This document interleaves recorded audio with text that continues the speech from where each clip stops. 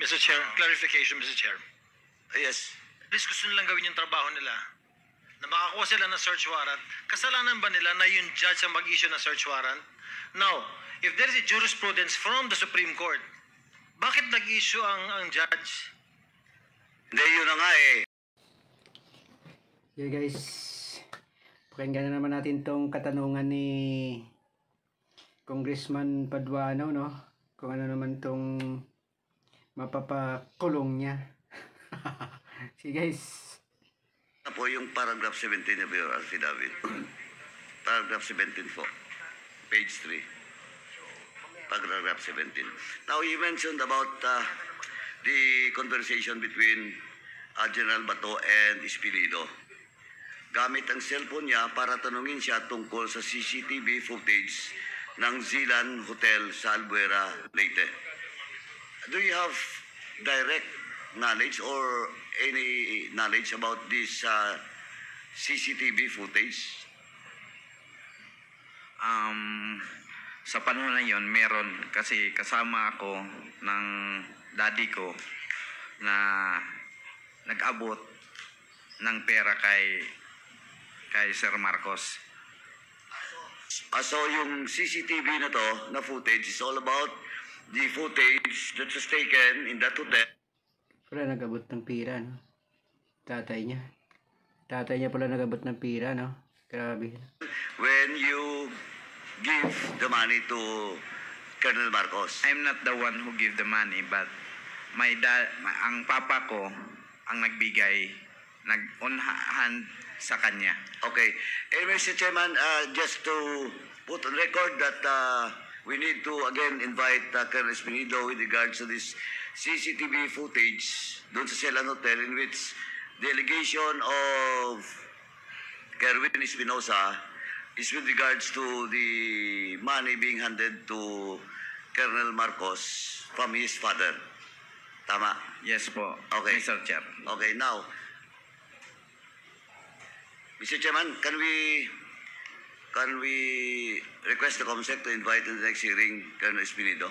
Kailangan niya pong sagutin to. Next. Comsec, can you take note of the request of Congressman Paduano to invite Colonel Espinido?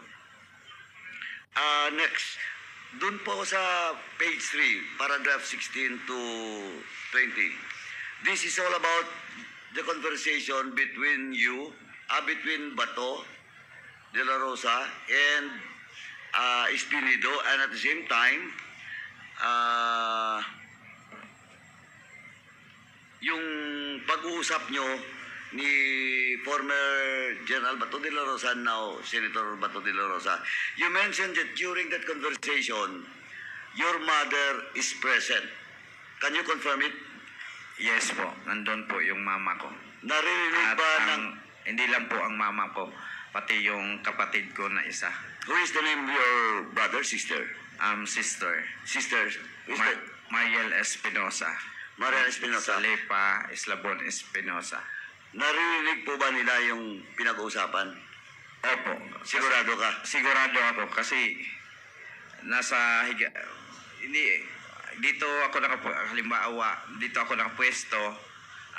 Ang higaan ko ay dyan lang sa first na upuan. So, ang kausap mo noon, si General Bato de la Rosa. Opo. Ang pinag-usapan niya tungkol doon sa CCTV at sa plano na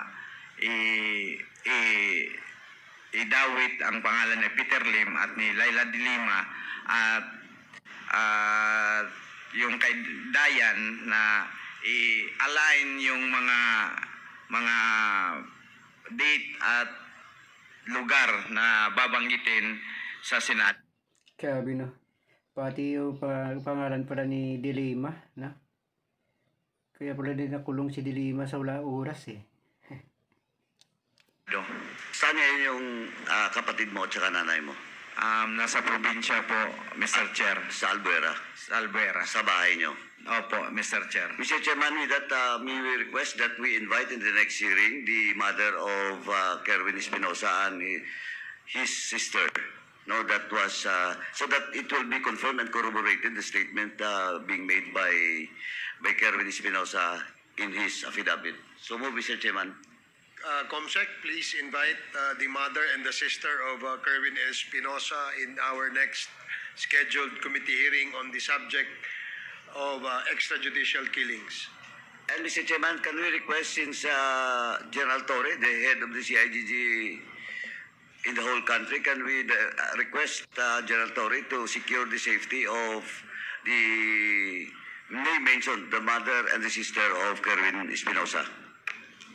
Yes, sir, will do, sir. Thank you. Now, Mr. Chairman, let me proceed with the next item with regards to the statements of Kerwin and the statement of Colonel Marcos. But before that, may I ask the AMLAC, do you have now the exact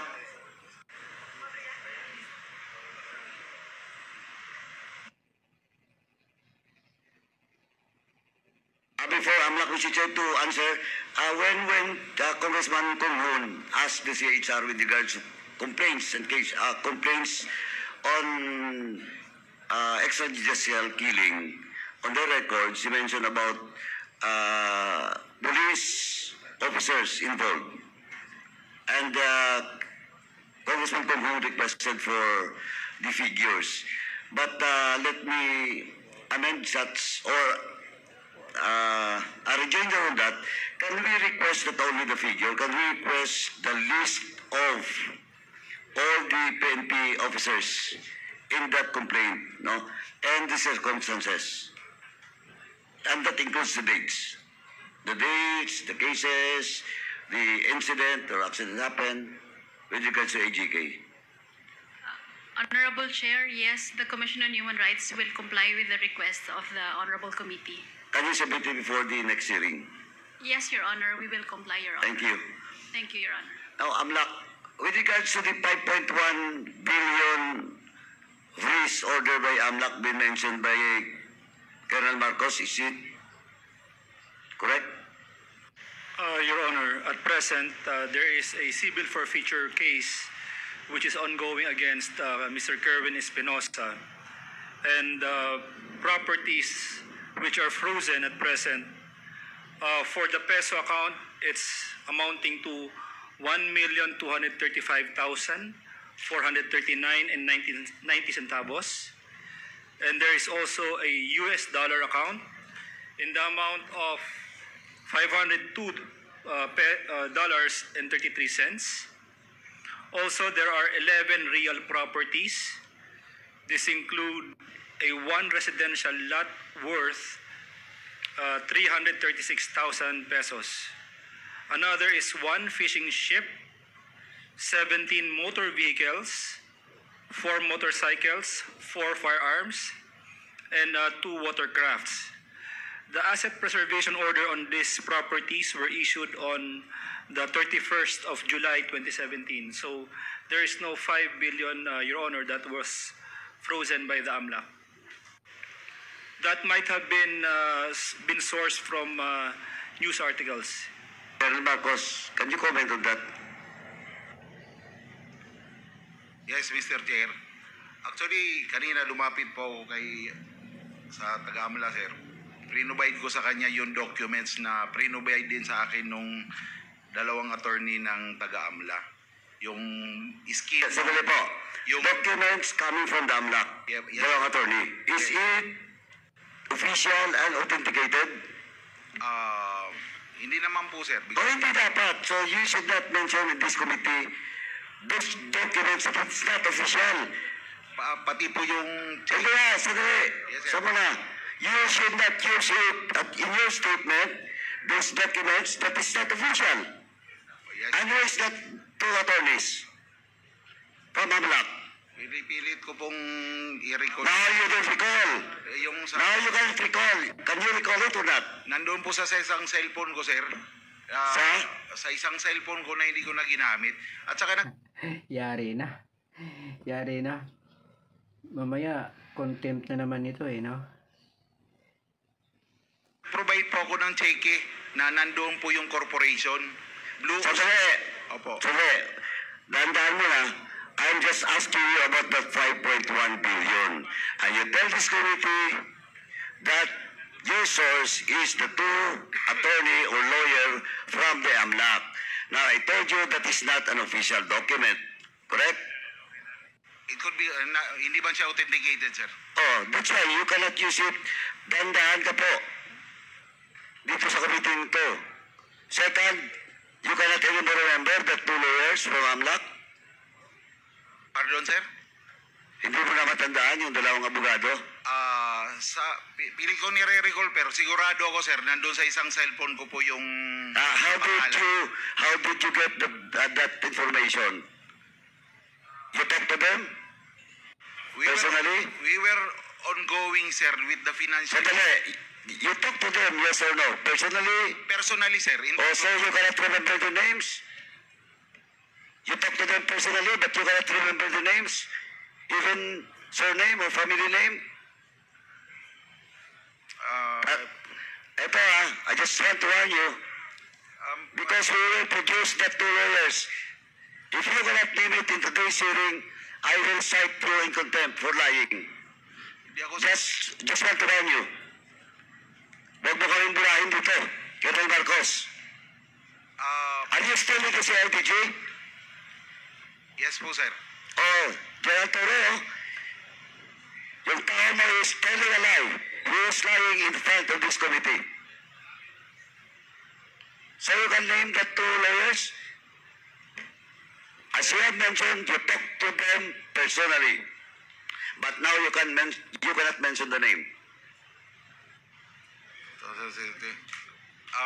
It was 7 years ago. Sorry?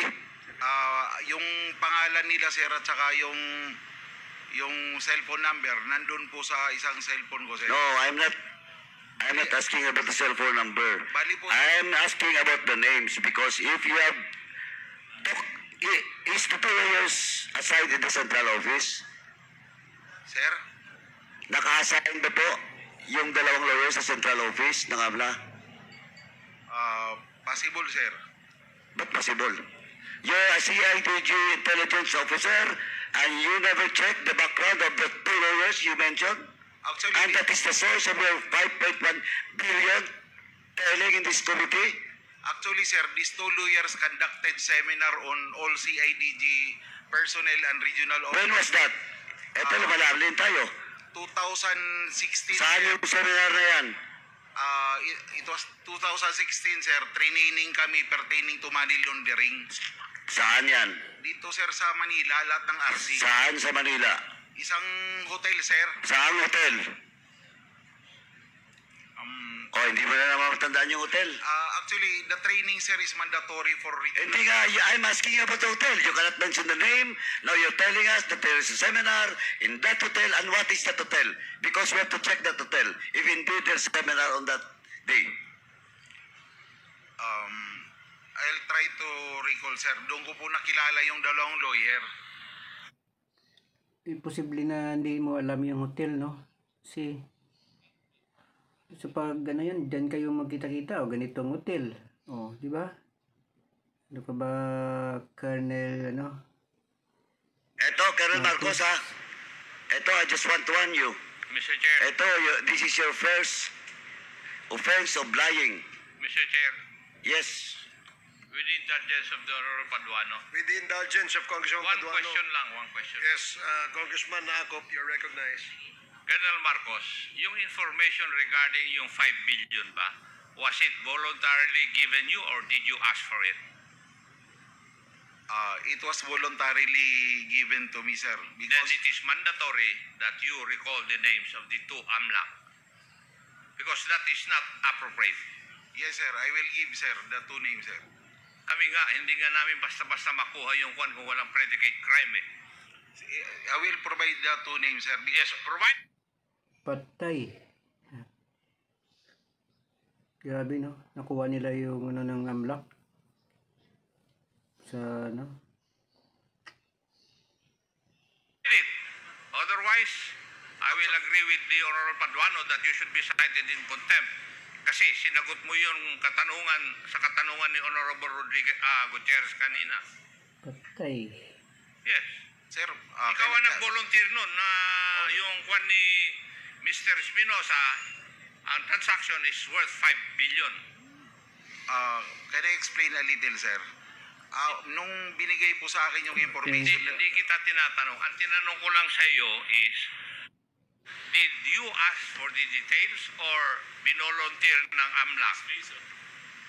it was voluntarily given to me kasi mayroon po silang binigay na documents on the scheme of the money laundering. Nandito po sa cellphone. Yun po ang binigay. Thank you, Honorable Paduano. Chairman, kaya Please proceed. Amlak, is it normal? Kasi kami dito, pag nag-request kami doon sa asset freezing of assets, ang daming requirements. But Colonel Marcos is telling this committee na binigay sa kanya voluntarily that allegedly that 5.1 billion asset. And looking at your records, nandito ngayon hawak ko, and you mentioned it, wala. Di ba? Grabe no. 5.5 billion asset. Grabe no. Kaya is it normal, Amlak?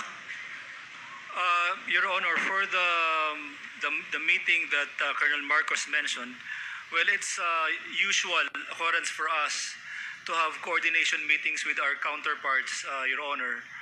But as to the disclosure of transactions, I'm not really sure if, but me as an investigator, when we conduct these meetings, we don't readily disclose information because of the bank secrecy law and Sir, naalala ko na. Si General Lubusan, sir, yung dalawang lawyer na taga-AMLA, inutusan niya, sir, na pumunta ng Tacloban para harapin ako, sir, because I was ongoing investigation on a Metro Bank. Naalala niya rin daw pala eh. Pero inipit-ipit muna. Matagal na niya siguro naalala yun. Pwede ba yun mawala sa isip, no? Hindi pwede yun eh. Account also pertaining to drug money. Ngayon, sir, kaya ko na-meet, sir, yung dalawang lawyer. Hindi ko naman sila personal na kilala, pero sinabi ni General Ubusan doon sa AMLA dalawang lawyer, pumunta kayo kay Colonel Marcos sa Region 8. You coordinate with him. O, tingnan mo. Diretso yung pagkasabi niya kasi naalala niya na eh. Talagang naalala niya, no? Kaya diretso siya, oh. He will give you all the information. Oh, Colonel Marcos, you're now changing your story. Tama? It is how I meet, sir, the two lawyers. Sandali. Opo, sir. So you're now changing your story? Yes or no? Hindi naman po, sir. Doon ko sila... Anong hindi? You tell this committee a while ago that during your seminar, then all of a sudden, inutusan na certain General Busa, eto, problema pa, papatawag namin si General Busa. And if he deny it, lagot ka. Both occasions, sir, are true. Yung una, sir, na-meet ko sila dahil pinapunta sila ni General Ubusan sa Region 8. Mag-coordinate sa akin. Dali. After that, sir, dahil hindi si kumbinsido yung taga-AMLA sa knowledge namin pertaining to financial investigation on money laundering, nagpakandak po si General Ubusan ng seminar. Yun po. Doon ko na naman sila po na-meet uli. So nauna yung pagpunta nila sa Leyte. It was the first time that I met them kasi inutusan silang pumunta ng OTSO para mag-coordinate sa akin, may bigay ko yung mga impormasyon na kailangan nila. At the same time, sir, na-convince sila na yung mga chief ng CIDG hindi equipped pertaining to financial investigation. Mr. So, Chair. nagpakanda ko, sir, ng seminar. Mr. So you're, with the indulgence of General Akop, Chairman Akop after me. Ito na lang po, is you're telling that the two lawyers you cannot mention is lying? Lying po. Lying. Because on record, there is a such thing as 5.1 billion. So they're lying, but still you cannot mention their name? It is the, sir, Blue Oceanic Corporation Textile. No. What? Answer directly my question. Diba? Sinabi mo 5 billion, 5.1 billion. Now we check with AMLA, wala. Now you're telling this committee that the two lawyers in which until now you cannot mention is lying? Wala naman sila dito, sir, para i-deny yung sinasabi ko. Hindi. This is record. Nako, Colonel Marcos. Ano yan, lawyer? Hingalinga pa sa ganyan yun, no? Ano ka ba, Marcos? Pulis ka eh. Nagpatanga-tanga ka. Hindi naman po. Oh, wag kang mag-lawyering dito. Hindi po ako nag-lawyer. Papalusot ka, ha? I am not a lawyer. Pero hindi ka pwedeng lumusot dito. Sir, it's an honest to goodness information, sir. Wala akong motibo, sir, na... Hindi, kaya nga yung tinatanong ko, kasi kanina hindi naman tinanong sa'yo, ikaw mismo voluntarily, when you are being asked by Kong Rods. Now, hindi mo ma-mention yung pangalan. Now, nandito na yung dokumento, official document. O still, are you insisting? Yung po kasi ang binigay na info sa akin, sir. You cannot produce the name. Then you will tell this committee that you're telling the truth. Nandun kasi, sir, sa isang cellphone ko yung pangalan. Pinipilit ko pong i-recall, sir. Pasensya na po. Bakit anong nandun sa binigay ka ba ng cellphone number? Nirecord ko po yung mga pangalan niya, sir. Or do you have the document, official document, that you were ordered by a certain General Bosa to meet that to AMLAC personnel or lawyers? Tinawagan lang po ako, sir, ni Director. Oh, yun ang problema. Because that instruction is verbal. Oh, verbal, sir. Oh. So verbal, okay ka? Sir? Okay sa'yo na verbal. Verbal instruction. Bali, tinawagan ako ni General Lubusan na may pupunta sa... Hindi kaya nga eh. Okay sa verbal instruction na napaka-sensitive. It's all about asset nung Espinosa. Oh, they were ongoing investigation noon, sir. Oh, yun yung problema mo, Tony. Ongoing po. Colonel Marcos, yun ang problema mo. Ito i-hold ko muna. Yes, Chairman ako. Mr. Chair, ang tanong ko lang, sabi mo na naman ngayon, nautusan ka ni General Ubusan, who I presume was the chief of the CIDG then. Yes, sir. Siya ang boss mo. Inutusan o sinabihan ni General Ubusan yung dalawang AMLAC na pumunta sa iyo kasi ikaw ang nakakalam. Tama ba yung pagkarinig ko sa sagot mo? Opo, sir. Tama po, sir. Ano yung bagay na iniimbestiga ng AMLAC? At bakit lumabas doon yung 5.1 billion na sinasabi na financial transaction ni Mr. Kerwin Espinosa? Kasi during that time, sir, I was, dahil ako ang regional chief ng CIDGA, sinabi ba nila? Sir? Sinabi ba nila na ang iimbestigahan nila yung financial transaction ni Mr. Kerwin Espinosa? Yes po, sir. Yun ang specific na pakay nila, sir. Ay, mandatory na sabihin mo yung pangalan ng dalawang AMLAC. Opo, sir. Chairman, can I proceed? Thank you, Chairman Akop. Now, you should submit in this committee the names of that two lawyers from AMLAC before we end this hearing. Or else, this committee will be pushed aside in contempt, Colonel Marcos. Sorry. Sige You po, should sir. produce. I-recall ko, sir. Now, let me proceed, Mr. Chairman. You mentioned, kaya tinanong kita kanina kung lawyer ka eh. Kasi you mentioned about compelling reasons for the issuance of search warrant. Yes, sir. Matanong nga kita, what is the compelling reason to issue search warrant inside the jail? And it happens not only once, Colonel Marcos, it happens not only once, it happens twice during your time. Yes, sir. Tama? Yes, sir. Twice nangyari. Dalawang beses, dalawa ring tao ang namatay Yes, sir. na mga allegedly drug lords. Opo, sir. Now, please answer, what are those compelling reasons? Kasi nandito taga-GOJ. Tatanungin ko, Yung usually, sir, pag nagkakaroon kami ng application on other areas, hindi doon sa jurisdiction ng judge, sir, na nakakasakop doon sa dapat applyan namin ng search warrant na lugar. Ang isang compelling reason, there is reasonable, this is a valid reason na maaring mag-leak, sir, yung search warrant na ina-apply namin. Yun po yun. Okay, valid reason Opo, sir. that you can serve the search warrant. Tama? Bali, pag mag-a-apply po kami, sir, sa isang judge na sasabihin ng judge, o bakit dito kayo nag-a-apply? Eh, may judge man doon sa lugar na yon. Hindi, sandali. Opo, sir. Ikaw, Colonel Marcos, ha? Halata ka na. Ang tinatanong ko lang yung compelling reason. Hindi kung saan mo kinuha. Darating tayo dyan mamaya. Opo, sir. Kung saan ka nag-apply, darating tayo mamaya. You answer first. Sa'yo to nagaling eh. Opo, sir. Bali, ano yung pa yung reason, sir? Yung para hindi mag-leak po yung search warrant. Kasi, Sorry? pag minsan kasi... You are not, Colonel Marcos, you are not answering my question. Ang sinasagot mo, Colonel Marcos, makinig ka. Ang sinasagot mo, yung reason why instead of getting search warrant in Leyte, you get your search warrant in Samar. Yun ang sinasagot mo. Di ba?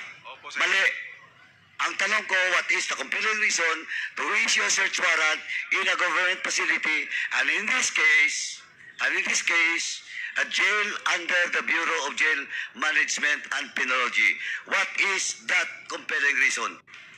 We have a reason to believe, sir, based on the intel reports, that there is collusion between the jail guards. Again, you don't answer my question.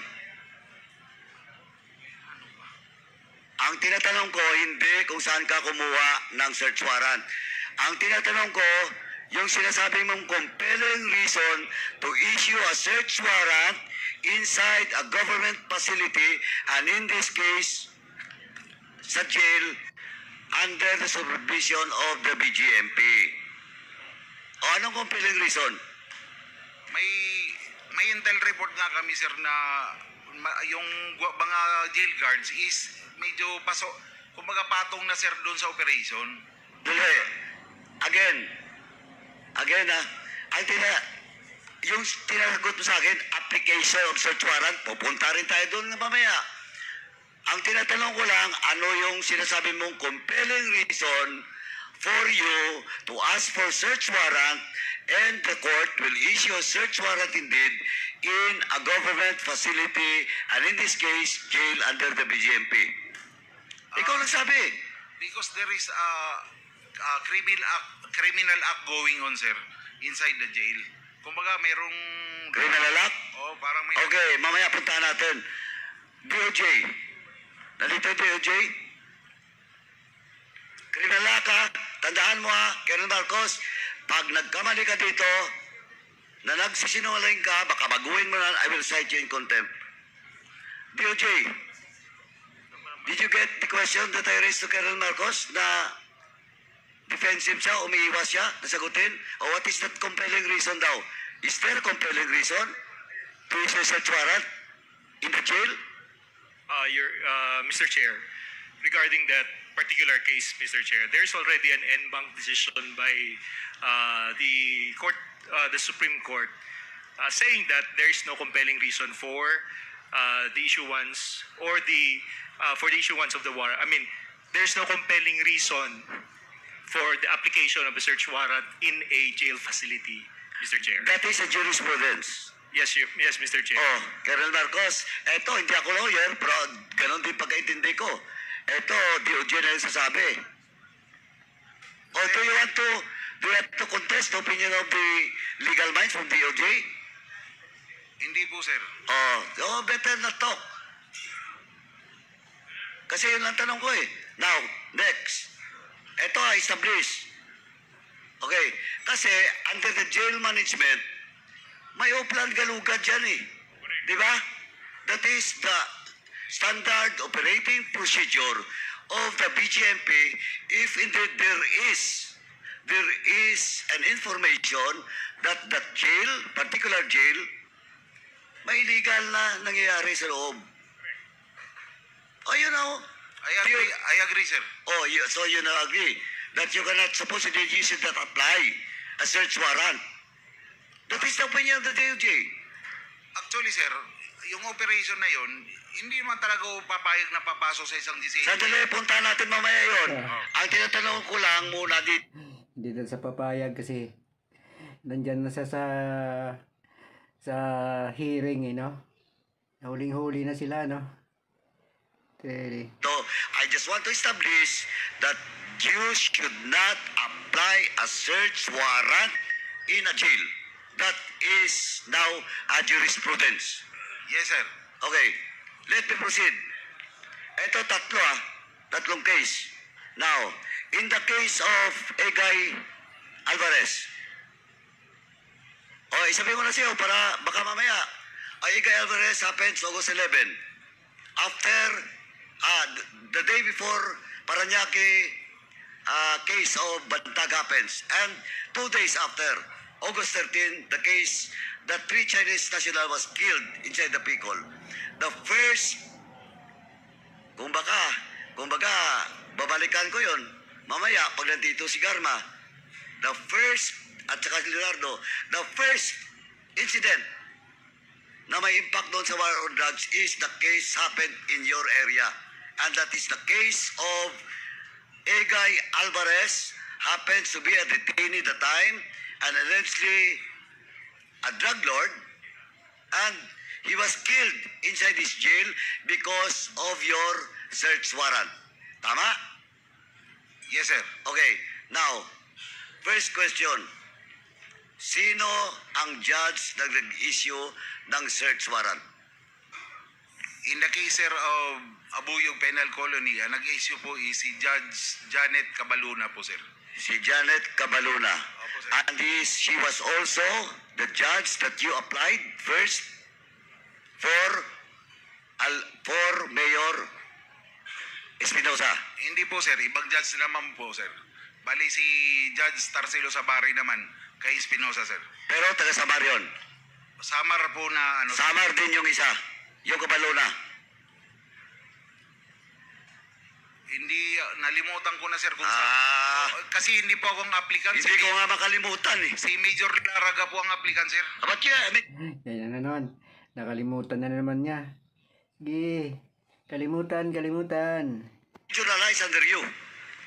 Opo, sir. Oh. Kaya nga nagkakaso ka doon, di ba? Opo, sir. Hindi ko, basta within Leyte yata, sir, si Judge Cabaluna. O hindi, or sama, hindi lang ako sure yung kung saan, sir. Colonel naman, kanina mo pa dinipinsahan niya, you have to take search warrant outside of the jurisdiction because the connection of blah blah blah to the jail and the court. Samar. Tapos ngayon, ayaw mo aminin, taga-Samar. Samar siguro, Samar, sir. Ay, hindi nga ako involved doon eh. Pero alam ko na taga-Samar. Opo, sir. Oh, in applying for a search warrant, in this case, eto, Colonel ha, eto, pag nagkamali ka dito, I will cite you in contempt. Who is your deponent? Who is your deponent? Sa Albera, sir, naalala No, si hindi Alvera. At tinatanong ko ngayon yung kay Igay pa, Alvarez. Who is the deponent? Si Major Laraga po, sir, makakasagot kasi sila po ang applicant, sir. Hindi po ako. Hindi silang pumunta sa judge. Pero maalala ko But, sandali, but, yung major is under your watch. Opo, sir. Tama? Opo, sir. Oo. Di ba? Hindi... Oh, so you allow that major to ask for a search warrant without knowing the deponent? Sir, ganito po ang procedure namin sa CIDG. Yung mga provincial officers po namin, kanya-kanya po yan nag-a-apply ng search warrant. Ang regional chief po, sir, hindi po nagtatanong kung sino po ang deponent. Sandali. Opo, sir, ganun po Sandali. namin. But, Colonel Marcos, ha? Ito part of the drug war. And in Region 8, you're the one supervising such campaign as CIDG chief. Opo, sir. Oh, now, sinong major yon? Police Major Leo Laraga, sir. Siya ang provincial... Ngayon, is assigned in where? Leyte Provincial Chief siya. Sir. Ngayon, saan siya naka-assign? CIDG pa rin ngayon, sir. Still active? Yes, sir. Mr. Chairman, can we ask General Torre to check that a certain major and He is assigned with RFU 8 now, sir. RFU 8? Oh, CIDG 8, sir. 8. She is the chief. No po, sa ngayon siya ang chief investigator yata doon, sir. Oh, can you call him? Colonel Toric, can you check? General Toric, can you check? Yes, sir. We'll do that. Please check the deponent of such search warrant. Mag-feedback ako, sir. Oh, ganito lang, Colonel Marcos. Yung deponent mo ba, police? Civilian, sir. Civilian? Usually civilian, sir. Hindi, tinatanong ko na in this case, hindi mo alam. Sa abuyog, sir, na search warrant, di ko po talaga, sir, Okay, now, doon sa Baybay. Civilian, sir. Paul Olindan. Sino? Paul Olindan. Oh, Paul Olindan. Opo, sir. Is Paul Olindan a jail guard? Hindi po, sir. A detainee? Detainee ba siya? Dati, sir. Dating preso yan, sir. Oh, eto, Colonel Marcos, dating preso. Oh, kailan siya nakalabas sa bilangguan? Ano siya, sir? Naka-parole. O nga, kailan nga nakalaya? Kailan nakalaya? Hindi ko alam ang... Matagal na, before the incident happened. Oh, matagal na po. Okay, now, how can a deponent should have a direct knowledge? Di ba? Yes, sir. O, paano siya magkaroon ng direct knowledge doon sa selda, sa cell ni Mayor Espinosa kung he's not anymore a detainee? Pinipilot to kasi. Gumagawa kasi kayo ng kalokohan eh. Sir, ang umaharap po kasi sa dyan. Hindi, tinatanong ko sa iyo, kung ang deponent mo is a former PDL, under parole, anong direct knowledge doon sa loob ng silda ni Mayor? Ang nagdadala kasi, sir, Sandali. Sandali. Yes, sir. Oh, yung deponent mo, may direct knowledge ba? Wala. It will be based on the appreciation. Hindi nga, ito nga ngayon, tinatanong kita, he's not anymore a PDL, under parole, he was not there in the jail, and still you use him as a deponent because you have something plan, a different plan for Mayor Espinosa. Oh, Mr. Chair, clarification, Mr. Chair. yes. Regarding this issue, Mr. Chair, yes. Okay. I'd like to ask in layman's terms, Mr. Chair. Dahil yung police gusto nilang gawin yung trabaho nila, na makakuha sila ng search warrant, kasalanan ba nila na yung judge ang mag-issue ng search warrant? Now, if there is a jurisprudence from the Supreme Court, bakit nag-issue ang judge? Hindi, yun na nga eh. Ang point dito is, deponent per se should have a direct knowledge. And of course, may problema ang judge. But at the same time, may problema kayong mga pulis. Alam mo bakit? Because you are forcing it to have a deponent without direct knowledge and you talk to the judge, in which ang judge ito may problema din, then you operate not on the reason of the items supposedly under the search warrant. Yun ang malinaw eh. Namatay si Egay Alvarez. Hindi ko sinasabi na he's not a drug lord. In fact, ako alam ko, he's a drug